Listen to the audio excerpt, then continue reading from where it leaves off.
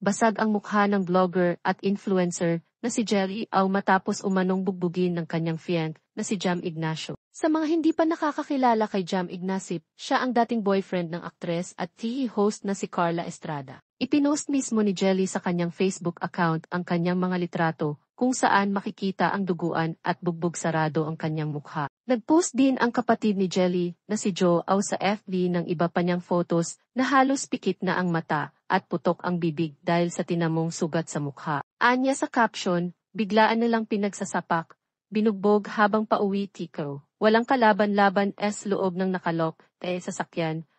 Una sa lahat kung ano man ginawa ng ate ko, wala kang ni anong karapatan dampian ng kamay yung ate ko. Ang kapal naman ng mukha mo, Jen Ignacio. Ni hindi makahingi ng tulong ate ko dahil kunuha mo yung cellphone. Buti na lang hindi nabasa yung feed sa toll at nakasigaw yung ate ko, pagbaba ng bintana at nakahingi ng tulong sa teller sa toll gate. Ngayon tinakbuhan mo yung mga pulis.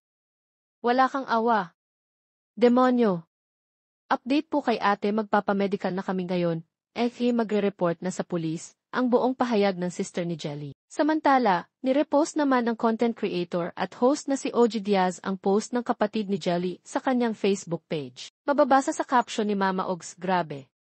Buti na lang, nawala ng laman ang feed, kaya nakahingi ng tulong si ate sa toll gate teller. Ayoko namang mag-judge, pero Jam Ignacio, harapin mo ito. O, doon sa mga women's rights advocates nating mga tumatakbo dyan, baka pwede niyong matulungan si ate. Eto na.